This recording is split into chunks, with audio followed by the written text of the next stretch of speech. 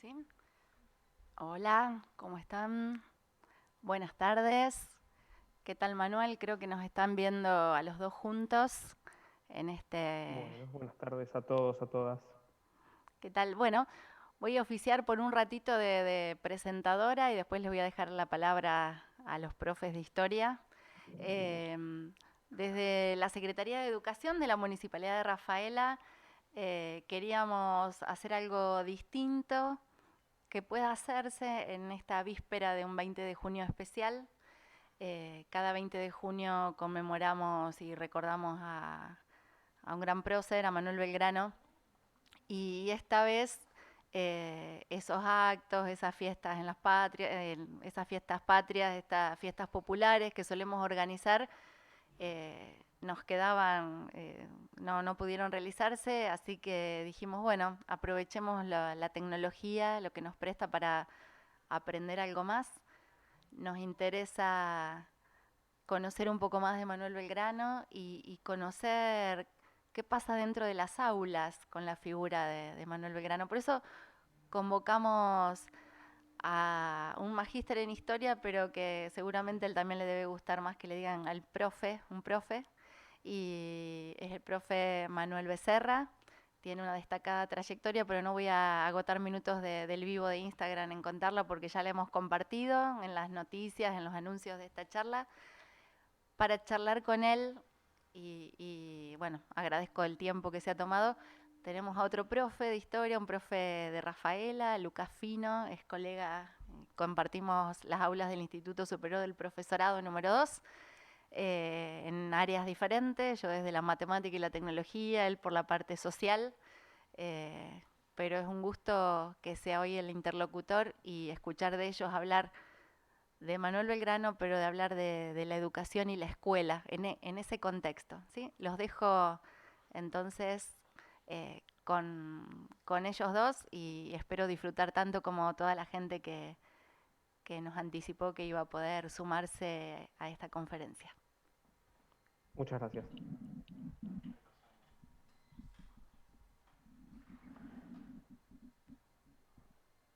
Hola Manuel, ¿cómo estás?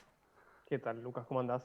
Un gusto grande poder estar acá. Agradezco la invitación y para mí es un gran orgullo compartir este momento con vos y desde este lugar. Y agradezco que estés presente de esta manera en nuestra ciudad para poder, y a través de nuestra ciudad, de muchas otras partes, obviamente que nos permiten las tecnologías, para poder desandar un poquito cuál es la idea de Belgrano, por qué recordarlo hoy, para qué recordarlo hoy y qué lugar tenemos en las escuelas, los profes, los alumnos, la comunidad educativa en ese rescate, en esa construcción de memoria.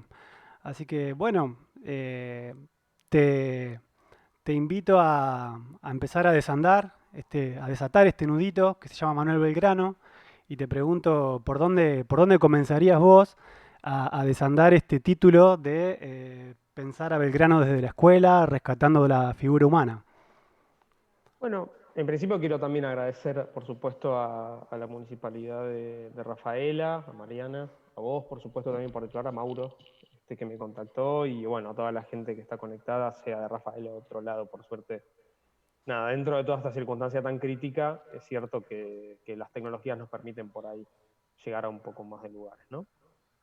Em, Me parece que para empezar a desandar un poquito la figura de Belgrano, y no solamente de la de Belgrano, está bueno entender también por qué estamos hablando de Belgrano hoy, digamos, más allá de que él se murió el 20 de junio y que nació el 3 de junio entonces, y murió a los 50 años, entonces se cumplen números redondos de su nacimiento y de su muerte.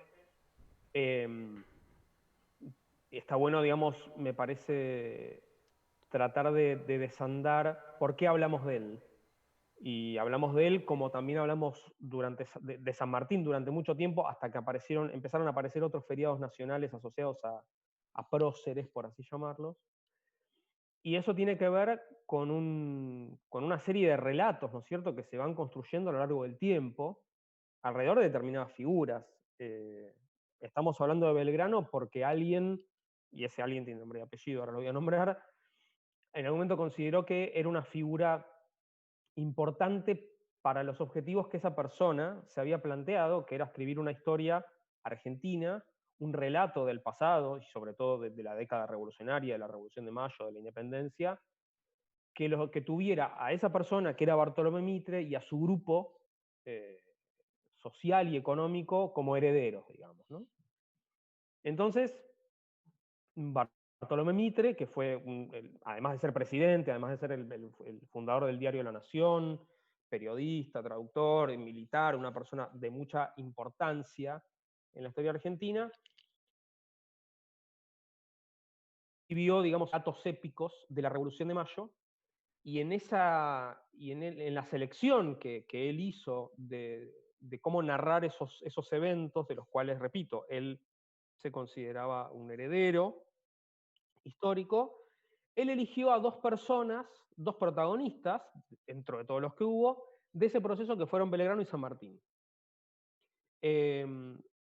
Y releyendo un poco, digamos, para este evento, digamos, y uno como profesor de historia, releyendo un poco las vidas, las biografías, algo sobre lo que yo personalmente como docente no me detengo demasiado, uno se da cuenta de que esa elección que hizo Mitre tenía buenas razones en términos literarios, ¿no es cierto? Fueron dos personas con una vida realmente fascinante, con muchas idas y vueltas, bueno, cruzar los Andes es realmente una gesta heroica, digamos, no cualquiera se cruza la cordillera de los Andes en 1817 a lomo de burro, o sea, estamos hablando de eventos realmente grandes, y me parece que literariamente eso, bueno, garpaba, digamos, y fue una buena elección.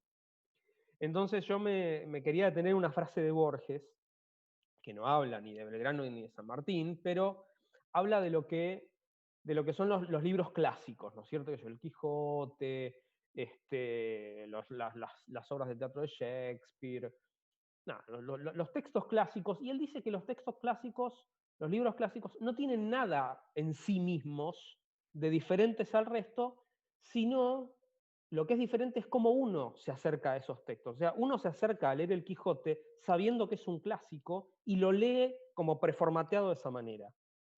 Entonces lo que pasa con los próceres, me parece, por llamarles así, es eso, no es que Belgrano o San Martín hayan tenido algo extraordinario per se que sea universal, que sea trasladable al presente, que sean valores de bondad y virtud inmaculados, sino que son personas a las que han puesto en ese lugar a lo largo del tiempo. Entonces, hoy estamos hablando de Belgrano como una figura asociada a determinados valores importantes, pero eso tiene que ver con lo que hemos aprendido a cómo mirarlo, a Belgrano, a San Martín y a otras figuras, y en los últimos años empezaron a surgir otras que se empiezan a recordar con efemérides y feriados nacionales asociados, ¿no? Me parece que es interesante plantearlo por ese lado, es desandar eso. ¿Por qué hablamos de él? ¿Por qué no hablamos de Castelli, de Monteagudo, de Juana Zurduy, de Mariquita Sánchez de Thompson, que también tuvieron vidas fascinantes? O en todo caso, ¿por qué hace tanto que hablamos de Belgrano y de San Martín y hace poco hablamos de Juana Zurduy, por ejemplo? Bueno, tiene que ver con esto que decías vos, cómo se van construyendo algunas memorias. Mitre elaboró esos dos grandes relatos, Historia de Belgrano y la independencia argentina, y la historia de San Martín y de la emancipación sudamericana. Y después vino un intento muy fuerte de parte del Estado en las primeras décadas del siglo XX de generar una nacionalidad homogénea y excluyente a través de la escuela. Entonces ahí aparecieron los actos escolares, los rituales muy marciales vinculados al recuerdo de determinadas fechas, y dos de esas fechas eran, bueno, el 20 de junio, de la bandera, y el 17 de agosto, el día del fallecimiento de San Martín, y el 25 de mayo, el 9 de julio, por supuesto, ¿no? Pero me parece que está bueno desarmar un poco por qué estamos hablando de este hombre hace tanto tiempo, ¿no? Me parece que es una buena forma de aproximarnos a él específicamente, a Belgrano específicamente, además del tema de la escuela, que tiene su propia complejidad, y el aula y enseñar historia, que tiene su propia complejidad, ¿no? Pero en esa primera instancia de recuperación de Belgrano, como vos lo sostenías ahí a través del relato mitrista, está bueno enmarcarlo en lo que fue la construcción del Estado Nacional y cómo ese Estado construye nacionalidad y particularmente qué lugar tiene la escuela en la construcción de esa nacionalidad que vos lo estabas enunciando, al menos. En Totalmente. este sentido, ese lugar de la historia en la escuela, ¿sí? Nos estaría a nosotros de alguna manera introduciendo en esta idea de que la historia tiene una función social, de acuerdo a quién la lea, a quién la escriba. Me refiero al hecho de Mitre, en este caso, y qué va pasando luego de Mitre, quiénes van incorporándose en este sentido, cómo se va leyendo Belgrano, ¿sí? Y si eso de alguna manera va teniendo alguna resonancia dentro de la escuela, insisto, como institución clásica del Estado para, junto con el servicio militar o con las Fuerzas Armadas, para generar nacionalidad. No sé si se entiende la pregunta o hacia dónde apunto. Sí, sí, creo que sí. Me parece que, o sea, yo no sé si Mitre pensó esto en términos de relato escolar. Me parece que lo del relato escolar es un poco posterior, ¿no? Es de la nueva escuela histórica, es de fin del 19, principio del 20 ya. Mitre escribió esto en el último cuarto del 19 y estos rituales escolares son ni bien arrancado el siglo XX, o sea, son unos 25, 30 años después de que Mitre publica todo esto. En realidad la historia de Belgrano aparece primero, después la historia de San Martín. Durante mucho tiempo, hasta la década del 80 en realidad, o sea, hasta hace 30 años, la historia en la escuela se enseñaba con un sentido muy patriótico, ¿no? Con esta idea de forjar nacionalidad a través de la enseñanza de la historia. Entonces una cuestión como muy moral, ¿no? De los grandes valores de estos próceres, una cuestión así, un relato muy de buenos y malos, una cosa muy lineal, muy estática y muy simplista.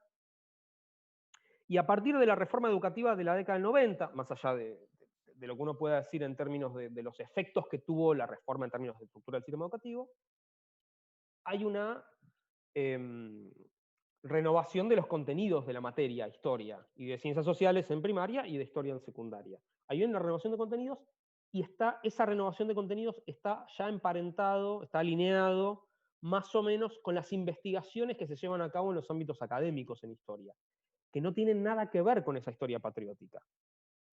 Porque en realidad la investigación académica lo que mira en Belgrano es a una figura que actúa en su tiempo, con sus escalas de valores, con el contexto en cómo estaba condicionado Belgrano en su contexto, con sus aliados, con sus problemas, con los desafíos que tenía por delante. Lo pone a jugar en un lugar, pero en ese lugar lo pone a jugar. La historiografía profesional, digamos, que de todos modos hay distintas vertientes, no es que hay una, sino que hay discusiones en torno a esto, pero en términos generales, en términos metodológicos, lo pone a Belgrano a jugar en su contexto. No le pide a Belgrano cosas que Belgrano no puede decir porque se murió hace 200 años. Así de fácil, ¿no? Entonces, la historia hoy, como está planteada en los contenidos que se deben enseñar, más allá de las prácticas nuestras como docentes y las cosas que estamos acostumbrados a hacer, y es otra historia, lo que los contenidos plantean es correrse de una historia patriótica y entender las cosas más dentro de un proceso histórico, ¿no? Más que a Belgrano, más que rescatar a Belgrano, por más que se mantengan las efemérides, más que rescatarlo a él o a San Martín o a quien sea, lo lo que tenemos que enseñar nosotros como profesores de sociales y de historia es qué elementos del proceso revolucionario nos sirven para pensar hoy el presente, no en términos de lo que está bien y lo que está mal, sino qué pasa, qué es ese proceso revolucionario. Ese proceso revolucionario es la ruptura de un orden colonial. Se rompe una estructura estatal, se cae. Se cae, pero no se cae sola, se cae porque hay un grupo de gente que lo hace caer, entre los cuales estaba Belgrano. Y eso desata una serie de conflictos y desata una guerra continental, que no solamente en Buenos Aires, en otras ciudades de América del Sur, y incluso en México. Entonces, es entender qué cosas están pasando en ese proceso para entender nosotros qué significa, en todo caso, la ruptura de un orden estatal. Y qué pasa cuando pasa algo así, hay que reemplazarlo por otra cosa. Belgrano proponía una serie de cosas, San Martín proponía otras, Rivadavia otras, etcétera, etcétera. Hay discusiones y en Argentina eso se resuelve 70 años después con, entre otras personas, Bartolomé Mitre, cuando finalmente el Estado argentino toma la forma que más o menos tiene hoy, dentro de todas las formas que pudo haber tomado, tomó esta por guerras civiles, victorias, derrotas. Este fue el rumbo que tomó. Y me parece que la enseñanza de la historia está más centrada en eso, en entender el proceso histórico. Porque al entender el proceso histórico uno incorpora herramientas de análisis de lo social. No, por ahí esto es medio complejo plantearlo así, pero lo que hace uno es aprender a analizar lo social de manera más rigurosa. Uno lo puede hacer aprendiendo historia, lo puede hacer aprendiendo sociología, aprendiendo geografía o antropología, entre otras disciplinas. La mía es la de historia, entonces laburo más con el pasado, pero con, bueno, qué elementos de la disciplina historia le pueden aportar métodos a mis alumnos y alumnas para entender el presente. No develando quiénes son los buenos y quiénes son los malos, no develando un sistema de valores, porque el sistema de valores de Belgrano es de hace 200 años, no es nuestro sistema de valores. La moral con la que se regía Manuel Belgrano es de hace 200 años, no es nuestra moral. Entonces, no sé si nos puede aportar mucho para reflexionar moralmente a nosotros. Sí nos puede aportar qué hacía Belgrano ahí y qué significaba lo que estaba haciendo. Él y todos los demás. Meterlos en un proceso colectivo, en un proceso donde hay muchas personas y muchos grupos operando, un proceso conflictivo, un proceso lleno de ambigüedades. Belgrano defendía la monarquía en un punto, Belgrano fue a Paraguay a tratar de someter al Paraguay a la revolución porteña. En Paraguay no tuvieron ningún interés en someterse a la revolución porteña, por lo tanto fue derrotado militarmente en Paraguay. Esas son ambigüedades, uno no puede juzgar a los asunceños o a Belgrano por haberse cortado. Nada, estamos hablando con gente de Rafaela, ¿no? O sea, vos sos de Rafaela. En el interior de Argentina hay una cuestión con Buenos Aires. ¿Quiénes son los porteños para venir a decir lo que tenemos que hacer? Bueno, eso ya operaba en ese momento, no con los significados actuales, pero de nuevo, fue una revolución que triunfó en una ciudad, que era la capital, pero no dejaba de ser una ciudad, y había que ir a las ciudades del interior del virreinato, por decirlo así, a ver si se plegaban. Bueno, algunas se plegaron, otras costó un poco más. En Córdoba hubo un movimiento contrarrevolucionario y mandaron a fusilar a Liniers, que había sido héroe de la reconquista de Buenos Aires hacía 4 años. Y en Paraguay directamente no funcionó ese sometimiento. Y bueno, y Belgrano fue parte de ese intento de sometimiento. Entonces ahí tenemos, cuando empezamos a mirar con lupa la vida de Belgrano, nos damos cuenta de cuáles eran todos los problemas que andaban dando vuelta en esa época. En todo caso, en la de él y en la de tantos otros. Lo que pasa es que, como te decía antes, hablamos de Belgrano porque nos pusieron a hablar de Belgrano hace 100 y pico de años. Y porque no paramos de hablar de él y de San Martín hace 100 y pico de años. Entonces ahora de a poco se van abriendo otros personajes también para mirar desde la escuela, pero que ya vienen siendo investigados hace mucho tiempo también, ¿no? Y ahí en esa, digamos, en la misión histórica de la escuela como transmisora de ciertos valores o como formadora de una identidad X patriótica, entra en contradicción con esta forma de enseñanza de la historia. Entonces muchas veces la historia enseñada en la escuela secundaria, en los diferentes contextos en los que trabajamos, con los diferentes temas, en los diferentes años, niveles y demás, entra en contradicción con esa historia, ¿sí? Con esa historia pasada. Es muy interesante esta idea de si analizamos el proceso, no analizamos el individuo. Por lo tanto, aquí también entra en contradicción la idea de un individuo todopoderoso, super heroico, al cual lo convertimos en un ideal, que también en todo caso, al verlo o al tomarlo como un ejemplo a seguir, también sería muy difícil seguirlo porque es algo como que sobrehumano, ¿no? Entonces, humanizar a Belgrano en este caso, humanizar a San Martín y colocarlo en el centro de un contexto como para que de alguna manera lo pensado y lo hecho responda a las condicionantes de ese contexto, ¿verdad? Absolutamente. En ese sentido, era interesante lo que marcabas de el Belgrano, por ejemplo, defensor de la monarquía, ¿sí? Previo al proceso de revolución o de ruptura del orden colonial. ¿Y cuál es el lugar de Belgrano en la construcción de eso nuevo que comenzó, podemos decir, para poner una fecha de inicio, el 25 de mayo de 1810? ¿Qué rol juega Belgrano ahí? ¿Fue Bueno, solamente un Belgrano, pensador? no, Belgrano era indudablemente una figura relevante en la vida política porteña, porque aparte había sido un funcionario importante de la corona, o sea, era un funcionario del orden anterior, digamos, y era un funcionario importante del orden anterior, una persona que tenía un empleo público, pero de un cargo jerárquico, era creo que secretario del consulado. Entonces estaba a cargo de cuestiones económicas, y lo que sí podemos decir de Belgrano como positivo, si queremos hablar de una cuestión medio valorativa, tiene que ver con que Belgrano era una persona muy actualizada con los debates de su época. Entonces estaba muy al tanto de cuáles eran las discusiones que se ponían en juego. Es como si hoy una persona que está a cargo del Estado está muy al tanto, por ejemplo, de el tema del tráfico de grandes datos por el uso de las nuevas tecnologías. Una persona que estaba al tanto. Una persona que estaba actualizada de los problemas y las discusiones sociales y filosóficas de la época, porque aparte, hay que decir esto también, Belgrano formaba parte de la clase alta porteña, ¿no? Era hijo de un comerciante italiano, pero formaba parte de la clase alta, había sido educado en España, donde se graduó de abogado, había ido al Real Colegio de San Carlos, que era el colegio de élite de ese momento de Buenos Aires. Eh, entonces cumplió todos los requisitos de un joven, de un joven acomodado de Buenos Aires, ¿no? De esa época. Y desde ese lugar, como te decía, estaba muy al tanto de estas discusiones. Y había logrado tener un trabajo importante dentro de la administración virreinal. Entonces, era una persona que participaba activamente de la política porteña. Y como tal, y considerando que el virrey Cisneros ya no tenía ningún tipo de legitimidad para ostentar su poder en la ciudad de Buenos Aires, en el Virreinato del Río de la Plata, bueno, formó parte de una movida que lo desbancó, que fue la primera junta. Entonces fue una figura protagónica de esos procesos revolucionarios de mayo, que arrancan en realidad un par de años antes con las invasiones inglesas. Ahí hay una militarización de la ciudad de Buenos Aires, y en esa militarización de la ciudad de Buenos Aires hay una especie de toma de conciencia, no solo de la élite porteña, sino también de una parte para nada despreciable de los sectores populares de Buenos Aires, urbanos, de los trabajadores, que estamos hablando del aguatero, del que prendía las velas, digo, los personajes clásicos del acto escolar.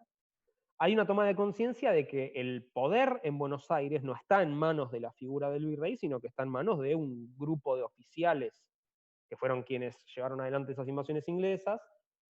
Belgrano estaba ahí dando vueltas, también empezó su proceso de militarización a partir de ese proceso, apoyados por estos grupos, digamos, de sectores populares, que aparte podían elegir a sus oficiales, lo cual había un experimento democrático interesante dentro de esos grupos militares que se habían conformado de manera medio improvisada, y 4 años después lo tenemos operando políticamente para un cambio de régimen, indudablemente. Entonces sí, fue una figura importante del proceso, pero no fue el único. Lo que pasa es que, bueno, de nuevo, con esta vida interesante que tuvo, este arco narrativo que abarca Belgrano en toda su biografía, es interesante para contarlo. Entonces uno pensaría que Mitre tomó la decisión también porque efectivamente es un personaje interesante.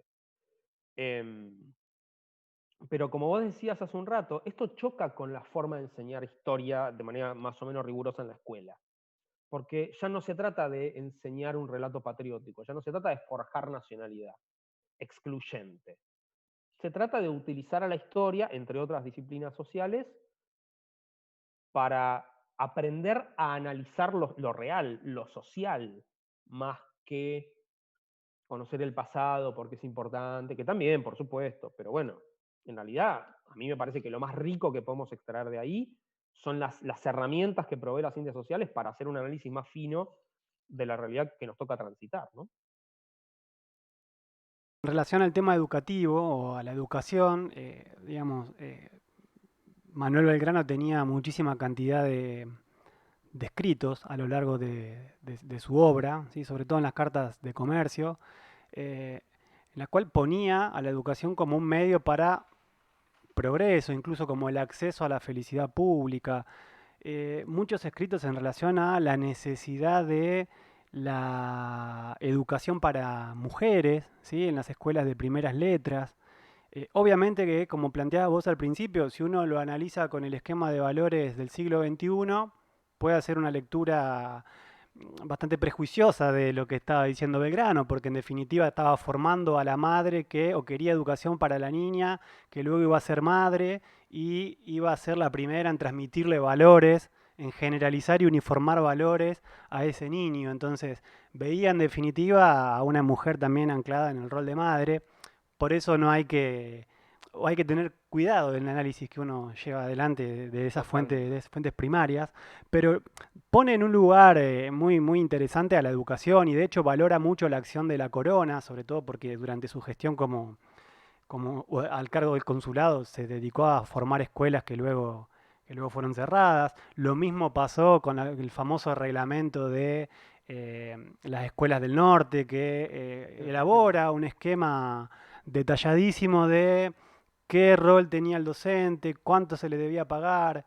Yo repasándolo encuentro algo que en la actualidad no existe, que era el concurso público para el cargo docente, sobre todo en las escuelas, y el concursarlo cada 4 años. No, no lo hablaba con esas palabras, pero digo, Ujú. fue una persona que se dedicó a pensar la educación, ¿sí?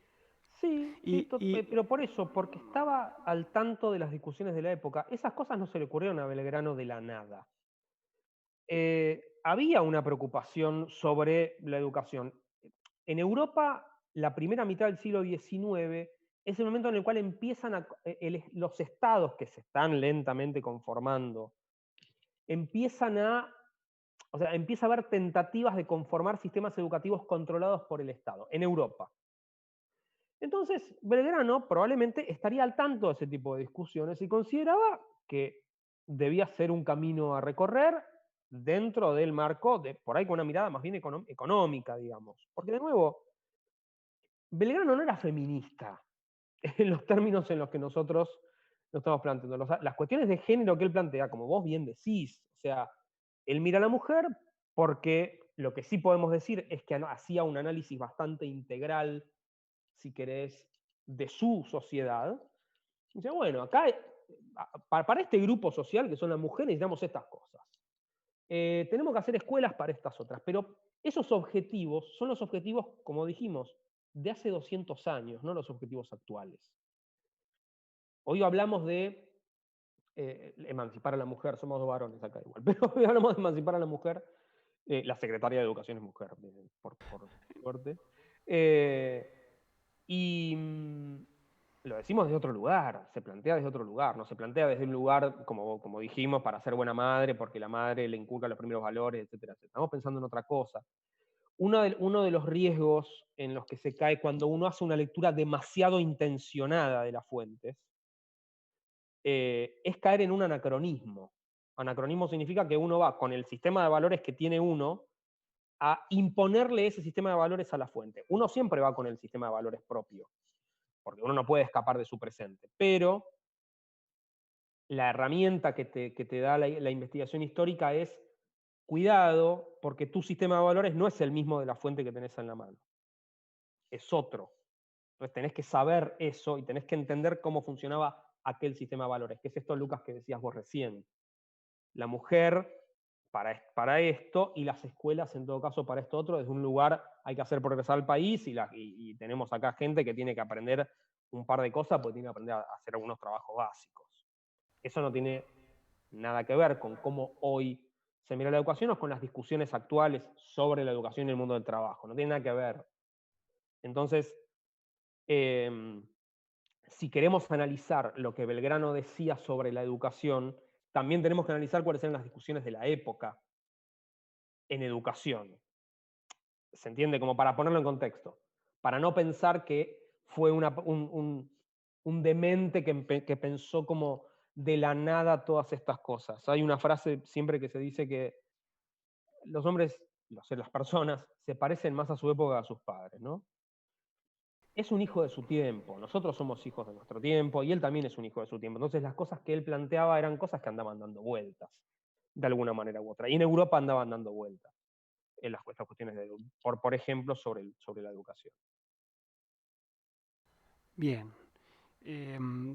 Me gustaría volver un poquito, no sé qué te parece, Manuel, un poquito a la cuestión de el abordaje de ciertos problemas históricos que Belgrano a lo mejor nos puede invitar o puede ser una excusa para invitar a pensarnos desde la escuela.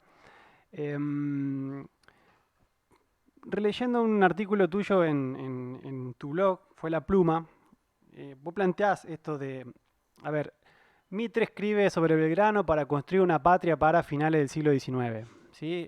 Durante el siglo XX a principios del siglo XX se incorporan los actos escolares para construir determinada noción de patria. ¿Sí? Ahora, ya transitando o entrando en la segunda década del siglo XXI. Tercera. Tercera década. ¿Cómo Por eso estamos? soy profesor de historia y no...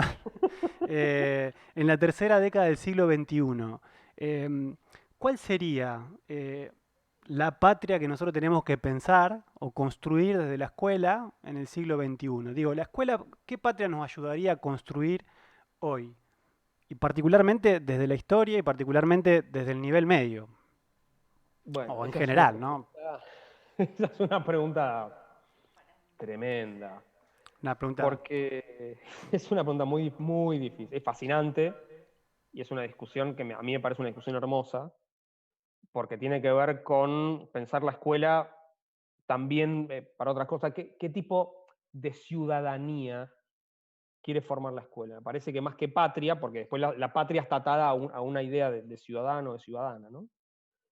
Yo no sé si enseñar historia, concretamente, tiene que servir para eso. Yo personalmente creo que no.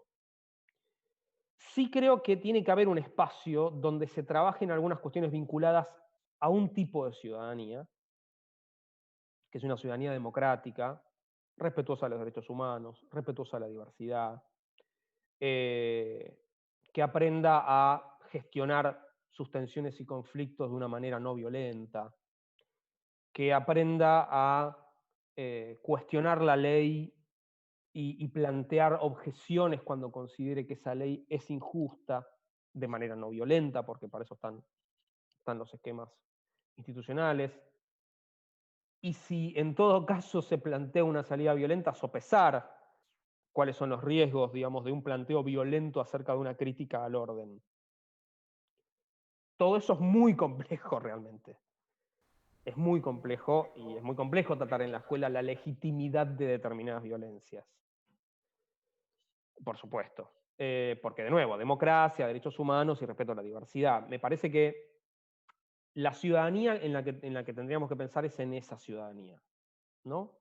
Un ciudadano respetuoso de la democracia, respetuoso de la diversidad, respetuoso de los derechos humanos, que no tenga reflejos excluyentes, que no estigmatice minorías o que no estigmatice a grupos sociales que están en una condición de mayor vulnerabilidad, ya sea en términos de riqueza económica, en términos de diversidad sexual, en términos raciales. Mi posición va por ese lado, pero me parece que historia no es directamente la materia que lleva a eso. Me parece que tiene más que ver con una formación ciudadana, una formación ética y ciudadana. Hay una materia que está destinada a eso, ¿no? Me parece que historia contribuye de manera indirecta a eso, a entender esto, las dinámicas del análisis de lo social. ¿Quiénes son los actores que operan en determinado conflicto? ¿Cuáles son los intereses de esos actores? ¿Cuál es la sucesión cronológica en la que se desenvolvió determinados hechos para entender qué pasó primero, qué pasó después?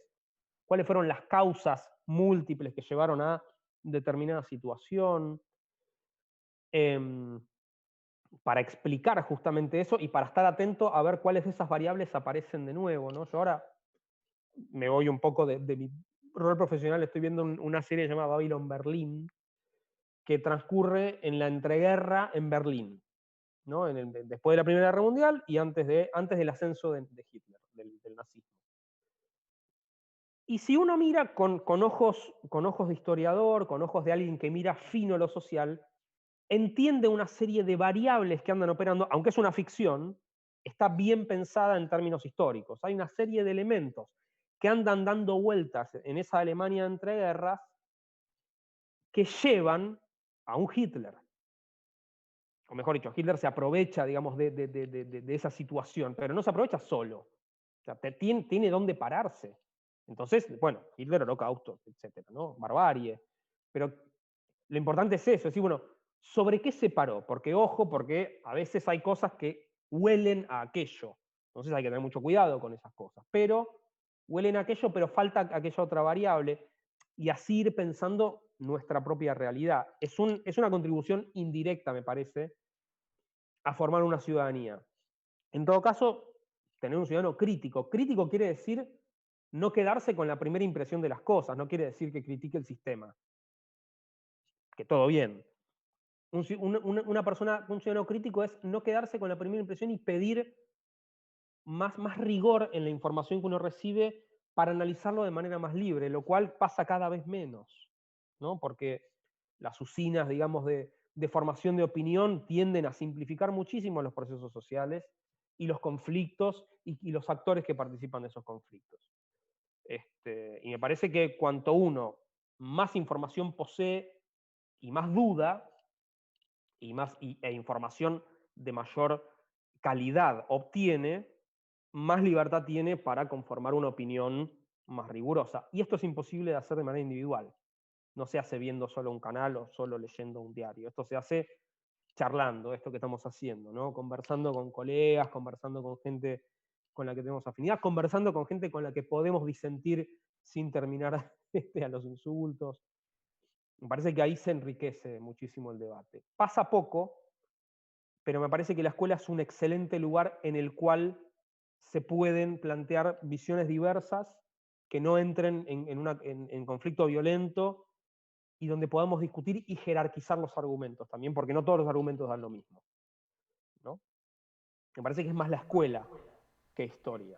Y hay algunos temas que son como muy críticos. Digo, el tema de la educación sexual integral se ha vuelto muy crítico en términos de las discusiones que se dan, la situación simplificada que aparece a veces en los medios de cómo se hace esa discusión, y que en realidad en la escuela, cuando uno pone a jugar algunas preguntas, aparece mucha riqueza, muchas dudas, y se van puliendo muchísimo muchas posiciones extremas que se plantean en los medios de manera simplificada. Igual me fui un poquito del tema, pero me parece que la escuela es un buen lugar para formar ciudadanía en ese sentido, ¿no? Sí, y me parece interesante también que es el espacio donde hay tiempo, ¿sí? Donde hay momentos para la reflexión, momentos para aprender a llevar a... Porque nadie nació debatiendo, nadie aprendió a debatir, nadie aprendió a... Me parece que al disponer de tiempo y al disponer de espacio y a encontrarnos masivamente con otros distintos, es un lugar muy interesante para llevar adelante esas cuestiones que vos planteabas en la formación de una ciudadanía a la que quizás la historia aporta de manera indirecta, pero aporta al fin la capacidad crítica, ¿no? La capacidad de mirar el sistema críticamente. Yo estoy pensando ahora y rememorando un poco lo que estuvimos charlando en estos, creo que van 40 minutos, y todavía no hablamos de la bandera. Entonces, te quería preguntar, porque mañana se unifica el paso a la inmortalidad de Manuel Belgrano con el Día de la Bandera. En esa costumbre que tenemos yo diría que no lo centraría en Argentina, pero lo extendería hacia América Latina de conmemorar fechas patrias, el Día de la Muerte de las personas, no al revés, lo cual va también generando todo un imaginario colectivo y social. De todas maneras, se me hizo larga la pregunta, pero quería preguntarte lo siguiente, en relación a la bandera. Sí, Queda como a ver, uso la palabra detalle. ¿Queda como un detalle la bandera en todas estas cuestiones que nosotros estamos hilvanando, juntando, tejiendo de Belgrano, de la patria, de la escuela, de la ciudadanía y demás? y sí, a mí me parece que queda como un detalle porque también tenemos que entender que la conmemoración de un prócer de la efeméride en una fecha asociada a la bandera y asociada a determinadas cuestiones vinculadas a la idea de Argentina, son procedimientos, como dijimos, de hace 100 años, que hemos ido reproduciendo y la inercia escolar la ha llevado a que hoy sigamos haciendo esto. Y aparte el Estado, más allá de la escuela, lo pone como un feriado nacional y le pone nombre Día de la Bandera. Entonces, volvemos sobre eso cuando en realidad queremos desmarcarnos de eso desde justamente el análisis histórico de un proceso. en el análisis histórico de un proceso, la verdad que la creación de la bandera es un evento muy pequeño, es una salida pragmática que tiene Belgrano para identificar a su batallón que necesita un pabellón, digamos, para ir para algún lado, digamos. Hay una cuestión ahí medio patriótica de la época, que también juega, por supuesto, no es simplemente tener un color para ir para allá. Pero si uno cuenta, si uno narra y trabaja, porque no es solo narrar, digamos, uno se para en un aula y no es que simplemente cuenta lo que pasó de 1810 a 1820, sino que nada, se va deteniendo, va trabajando, va tirando consignas. Y la verdad que sí, como yo al menos encaro la enseñanza de ese periodo histórico, la creación de la bandera es un detalle muy pequeño porque hay discusiones muy potentes en esos 10 años, la discusión entre Artigas y Buenos Aires, el cruce de los Andes para lograr una victoria continental frente al ejército español, los autonomismos que empiezan a surgir en lo que había sido el virreinato, este país que todavía no tiene ni nombre y que está entrando en luchas internas. Todo eso hace que el tema de la bandera propiamente dicho quede como en un lugar muy pequeño y al que tenemos que volver para conmemorar la efeméride, ¿no? Pero sí, me pasa eso. Pero me parece que es importante eso, que nosotros recordemos la historia a partir de determinadas fechas concretas. Es un procedimiento que tiene 100 años, ciento y pico de años, y lo estamos repitiendo una y otra vez. La historia ya no se piensa así.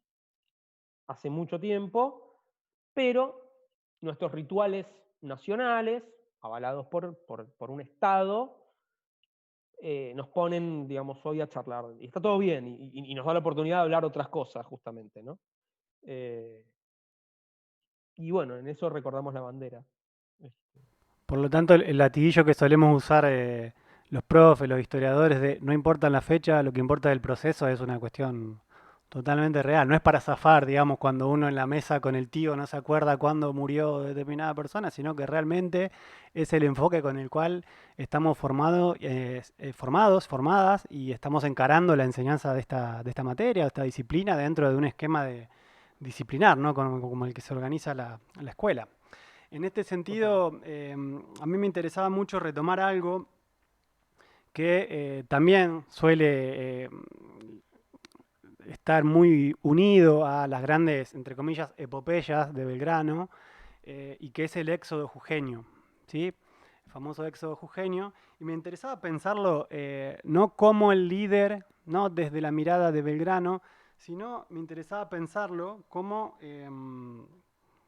la idea del protagonismo popular, porque en definitiva termina siendo una, una escena de la historia de esos momentos, en lo cual el que toma la posta en definitiva es el pueblo de Jujuy, que deja toda su pertenencia para salir hacia Tucumán o caminando hacia el sur para escapar de los realistas y dejar tierra arrasada, ¿sí?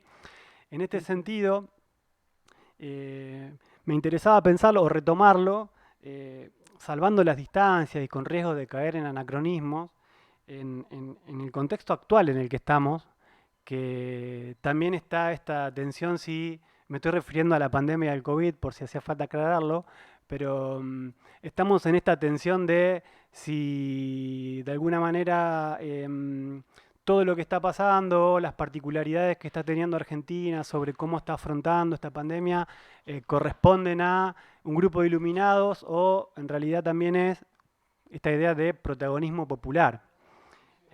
¿Cómo pensás vos, justamente, para seguir consolidando la idea de que la historia no es a partir de los individuos, sino son individuos en contexto y proceso? ¿Cómo pensás vos el protagonismo de la gente, de los desconocidos, del soldado desconocido, de la mujer, de los actores que generalmente fueron olvidados en lo que en los procesos más, por lo menos nombrados a partir de esta construcción de efemérides, ¿no? Que nosotros nos quedamos con eh, la bandera, con Belgrano, con San Martín, con los Andes, pero nos perdemos de vista una serie de actores que acompañaron y que incluso fueron protagonistas exclusivos muchas veces de esos procesos. ¿Cómo pensás vos lo popular? Te lo pregunto por una cuestión de, primero, de profundizar la idea individuo-colectivo y porque me pareció muy interesante un título que vos tenés en uno de tus artículos de la idea de surcir lo colectivo, ¿sí? De la escuela surciendo lo colectivo o escuela emancipación en el siglo XXI. Y a lo mejor está muy forzada la relación, pero me interesaba pensar esta idea de los protagonismos populares, de los protagonismos de las personas, de las mayorías, ¿sí? Por sobre las vanguardias, por sobre los iluminados, los individuos y demás. Todo tuyo, te Sí, haces cargo vos ahora. sí, totalmente.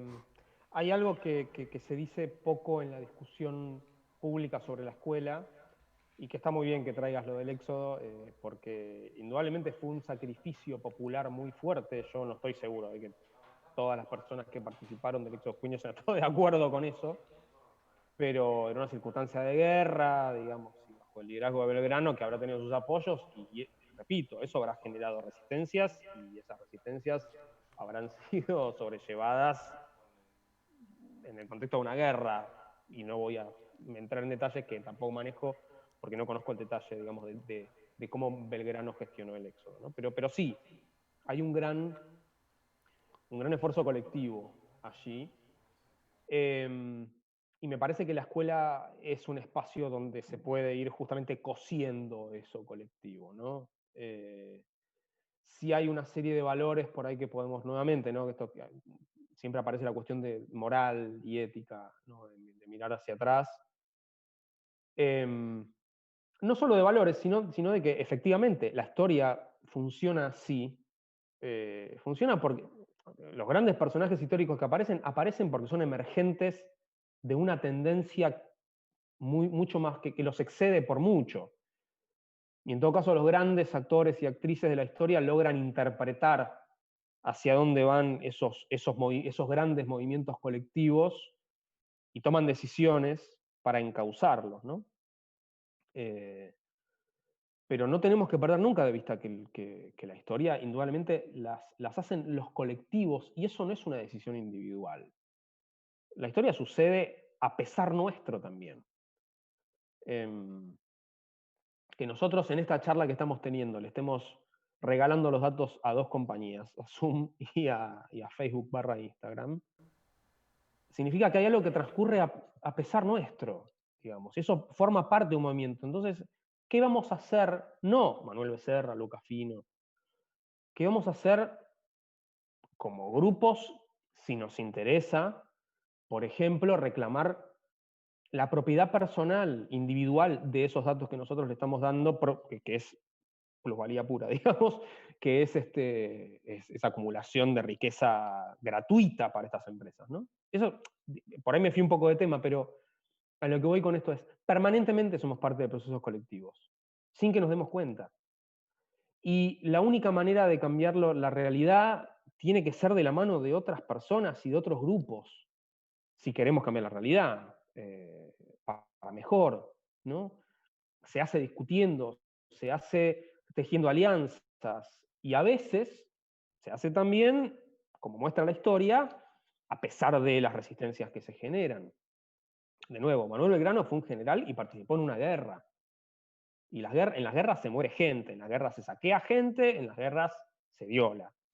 Entonces, eso también es parte del asunto. Tenemos que entender también eso cuando miramos hacia el pasado y nos nutrimos de los relatos épicos. Una guerra es una guerra.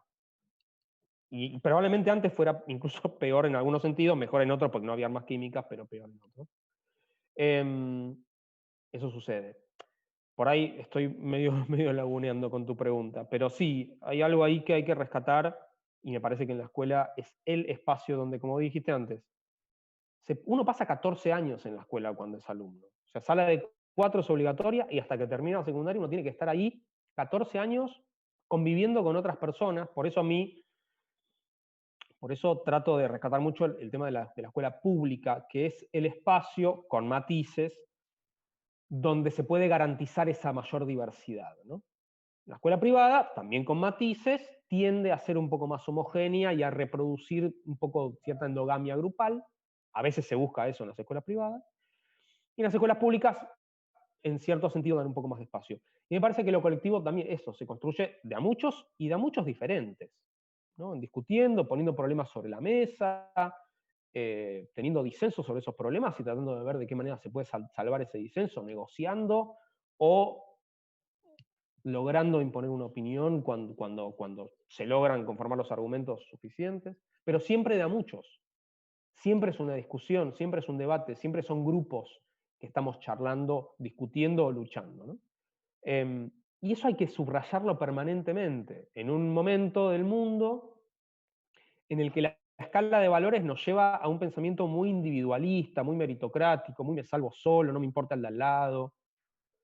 Yo con mis impuestos sostengo esto que está pasando ahora entre vos y yo y la municipalidad de Rafaela. El Estado no somos solo contribuyentes, el Estado no solo tiene impuestos, sino que obtiene recursos de otros lados. Es más complejo todo, digamos. Y también delegamos en el Estado la solución de algunas cosas que no podemos solucionar entre 43 millones de personas, porque no podemos entrar los 43 millones de personas a la Casa Rosada a gobernar. Entonces, bueno, cada 4 años elegimos una persona y cada 2 diputados, senadores, concejales, intendentes, gobernadores, que lo hagan por nosotros porque realmente no podemos. Entonces, bueno, todo eso es el Estado también. Y es colectivo, es una construcción colectiva. Y si uno quiere modificar alguna de esas cosas, hay caminos para hacerlo. Dentro de lo legal, y si es dentro de lo ilegal, bueno, uno tiene que saber que se expone a riesgos, ¿no? Por ahí me fui un poco del tema. No, no, no, Me parece con tu la pregunta, pero idea, sí la hay que intención, subrayar permanentemente lo colectivo, sin duda. la intención era rescatar esta idea, ¿no? De la importancia de lo colectivo por sobre lo individual. Obviamente respetando individualidades, respetando derechos individuales, pero posicionando el bienestar general, y utilizo una palabra que utilizó Belgrano en algún momento, por sobre los intereses individuales, ¿sí? En pos de algo superior. Así que le podemos poner los nombres que estuvimos tirando en esta conversación: patria, nación, pueblo, sociedad, eh, comunidad, barrio, pero en pos de algo más que mi propio cuerpo, mi propio límite y demás, ¿verdad? Y en este Ujú. sentido, sobre todo también como para pensar la actualidad, eh, Belgrano tiene un par de escritos sobre la necesidad de la unión, o hace un llamamiento muy fuerte a la unión de los pueblos y obviamente adjetiva negativamente a todo lo que tenga que ver con la desunión y básicamente cualquier pueblo, nación e incluso familia dice que caiga dentro de eh, ese esquema de desunión y de luchas permanentes está destinada a ser dominada por otras naciones. Pensaba en eso de la unión por el presente atravesado por facciones, por debates, muchas veces estériles, muchas veces no, siempre necesarios, pero me parece que por lo menos el debate público, el que nosotros accedemos vía redes o vía medios, no estaría respetando los elementos que vos describías que debería tener un debate o un intercambio de ideas sano dentro de un marco escolar, ¿verdad? ¿Crees que es importante también rescatar a Belgrano en ese sentido? Como para. Ahí me están indicando que están faltando pocos minutos, 5 minutos. Eh, pero me interesaría reflexionar sobre eso porque, por lo menos, no solamente, insisto, es patrimonio de la sociedad argentina, sino creo que está atravesando a muchas sociedades, por lo menos occidentales, esta cuestión de la división y de la idea de dividir, cualquier tema sirve para para la búsqueda de posición y de división irreconciliable, ¿no? Y ahí cómo juega el poder en ese sentido para poder operar mejor. Me pregunta, ¿se podría retomar, así formulo mejor la pregunta, ¿se podría retomar Belgrano para pensar esto? ¿Vos lo ves como una problemática actual? Digo, ¿se podría hacer eso como ejercicio en una clase de historia o también correríamos riesgo de caer en un anacronismo, pecar de alguna inconsistencia metodológica? ¿Cómo lo pensás vos?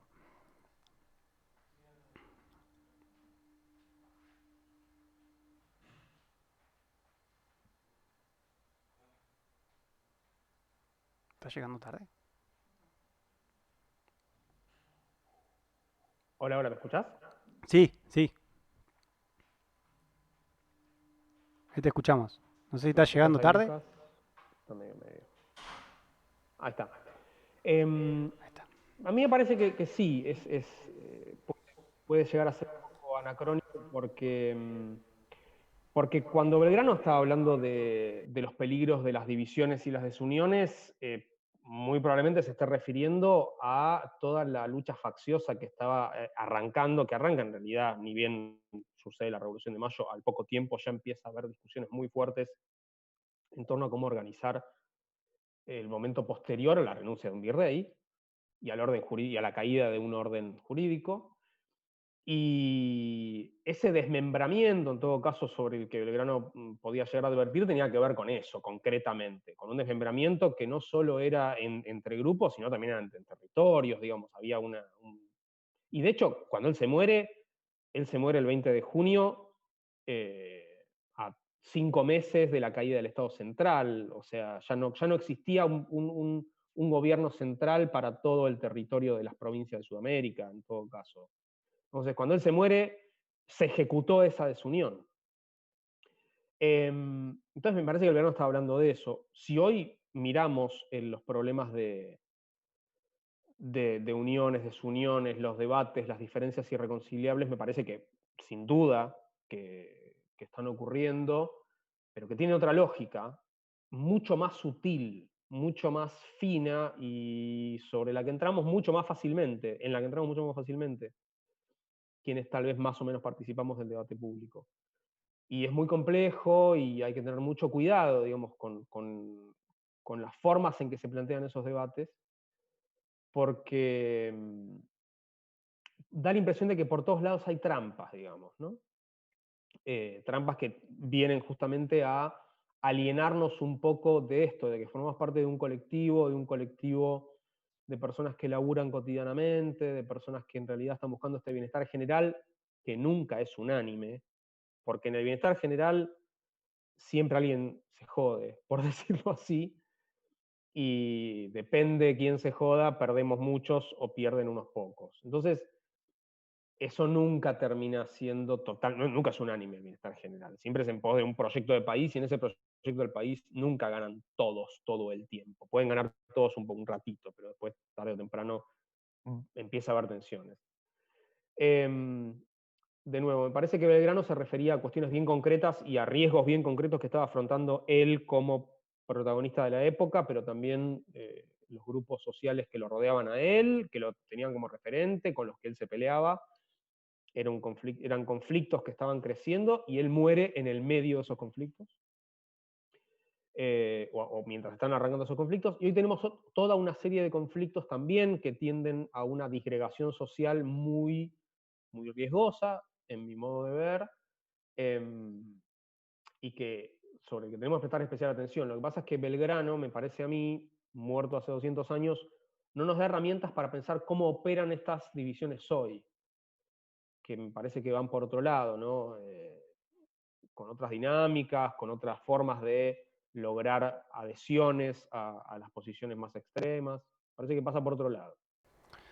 Bueno, Manuel, la verdad que ha sido una charla muy interesante. Hemos andado por muchísimos caminos. La verdad que hemos desandado Belgrano, no sé qué te pareció a vos. Eh, Prácticamente quedó ahí Sí, un sí, la poquito verdad que sí. A periférico mí el me tema de la encanta, digamos, bandera. me encanta tener charlas con colegas. Nos quedó ahí, porque así lo es también en el proceso y en su vida, nos quedó ahí como periférica la cuestión de la bandera, pero hemos recorrido cantidad de problemáticas, cantidad de problemas que nos permiten pensar a Belgrano, a su contexto, problemáticas actuales de la enseñanza, no solamente de la historia, sino del lugar de la escuela en la producción y en la generación y en la formación de una ciudadanía democrática, y eso me parece que es lo más interesante de tener en cuenta y de anotar para cuando volvamos al aula, digo porque hay muchos alumnos y docentes que nos están escuchando. Así que queda abierta la invitación para otra charla en el corto tiempo, ojalá que pueda ser presencial. Desde aquí te mandamos un abrazo grande y te agradecemos mucho que Ojalá. hayas estado aquí.